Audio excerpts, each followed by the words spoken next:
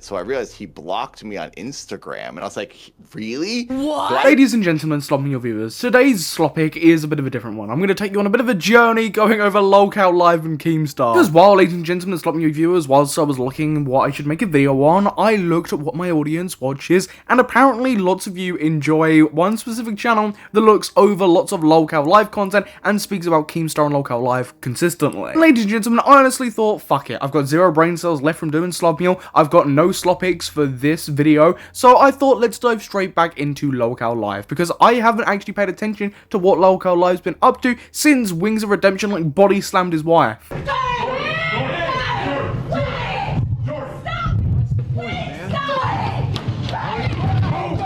I mean, after that, I thought I'd kind of give LolcowLive a bit of a miss, but now I'm interested in saying what they're doing for a video. So, without further ado, let's dive into the shit show. And the first thing I noticed when just simply even clicking on the LolcowLive YouTube channel is the amount of spin-off channels they now have in what they deem like the Lolcow universe. Of course, starting off, you've got the regular LolcowLive with Keemstar and Boogie. So entertaining, a fat man who faked cancer picking up trash.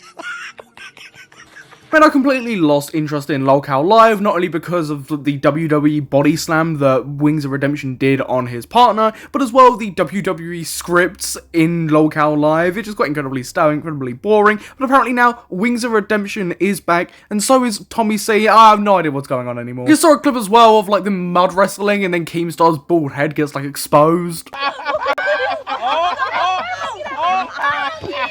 Honestly, top tier stuff, and I can see why so many thousands of people watch this show. And then you've got the amazingly apt name Lolcow Balls as one of the other channels. And I've honestly never heard of this one. I know who Billy the Fridge is, and that's genuinely about it. I don't see anybody ever talking about this one. Like, half of the channels that I'm about to go through, you've never heard of in your life, and nobody ever talks about them, and you'll only ever know that they exist if you actively go on the LolcowLive channel to go and look at them. And you've got Lolcow Queens, which is one that a lot of people do genuinely know, and is the second biggest one. Just even taking a look at this and then seeing Kid behind the camera, this absolute disgusting piece of shit there, it is just enough to turn anyone away. Love it. Train right now, do it, guys. Show this fat fucker he's gonna wallow in that fucking slop like the hog that he is. Then you got Lolcow Rewind, which genuinely just seems like a mess of absolute pure shit. I can kind of get the entertainment value in just the regular LolcowLive, although I just think it's incredibly boring and stale now. It's the exact same thing. How much can you laugh at someone like Boogie and Keemstar and whatever WWE scripted shit they've got going on? It doesn't seem exactly the most interesting stuff, but I can kind of get the appeal of that. I don't get the appeal of half of these other channels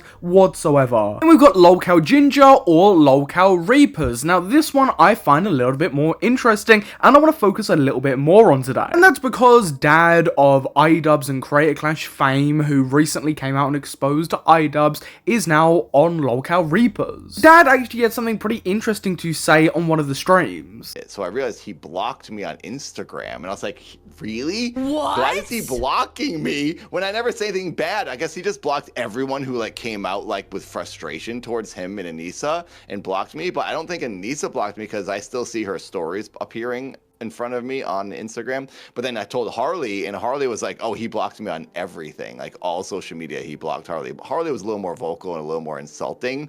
That's like Harley's thing.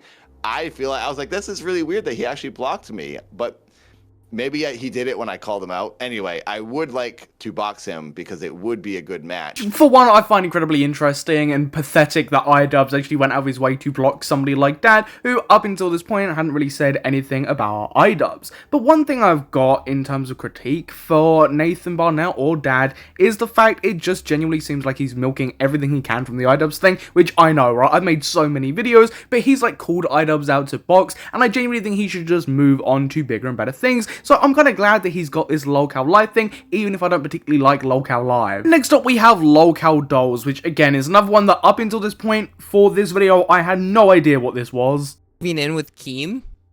Apparently here just gave me that perfect idea.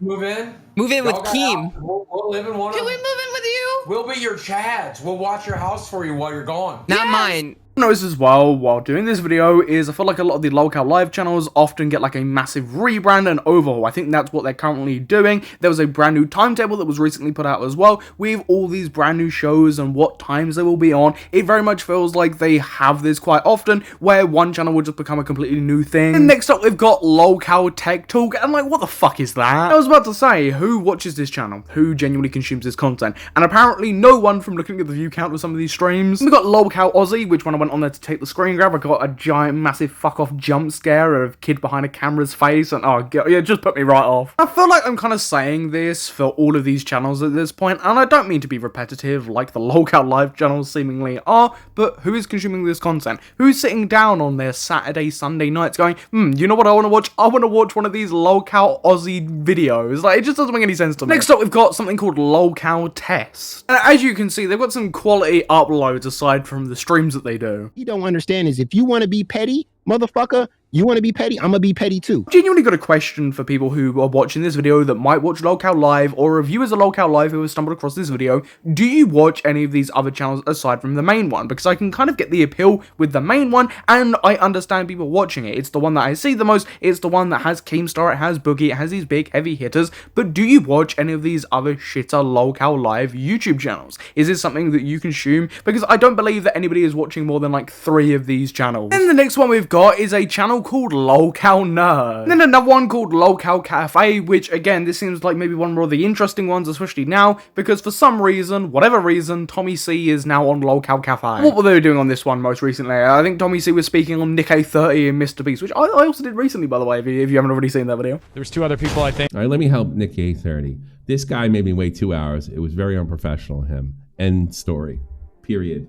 You don't have to do all this stuff where you kind of insinuate there's something else going on. It's dishonest. And then there's Lolcow Chubby with about 2 thick queens, and there's no way anybody watches this, right? Seriously, who is watching Lolcow Chubby, bro? I genuinely had to do a like quick retake when I saw this one. Who is watching this? Who's sitting down consuming this content? Not to be disrespectful, right? But whose middle-aged mothers are sitting down making Lolcow Chubby? I mean, look, it's very clear why lots of these channels exist, right? Try and like get involved in every market possible, make as much money as possible, right? Capitalize on the fact that Lolcow, even though it's kind of, you know, like a bit of a niche thing, is pretty popular and successful. And Keemstar and all the people involved wouldn't be doing all these channels if it wasn't making a decent amount of money. I just don't honestly know why half of them exist. It feels like a lot of them are incredibly repetitive, do the exact same thing, but it's just another cast of 40-year-olds on different podcasts. I honestly just don't know how people get invested in a lot of this shit, because a lot of it is just scripted bullshit. A lot of it is the same old stuff repeated 24/7. A lot of it is just scripted. I just don't know how you can get invested or be entertained by something like that. It's why a lot of people lost interest in the main LolcowLive show with Boogie, because it's just a lot of the same stuff repeated a lot, because that's what gets views and, you know, scripted drama. Everybody watching, I genuinely want to know if you watch any LolcowLive content whatsoever, and if so, what channel and why. I'm very intrigued to see what you have to say. But I just kind of wanted to cover all the LolcowLive stuff today, take a quick look at some of these channels, because honestly, I don't believe that any of you guys watch this stuff. I just can't get my head around it. Thank you for watching today's Slop Meal video. If you did enjoy, please consider leave a like and subscribing and hit the notification bell so you don't miss any future Slop picks when we will be covering actual topics and not just something like this that's caught my interest. But I've been your host Samuel, and I will catch you in the next YouTube video. Goodbye.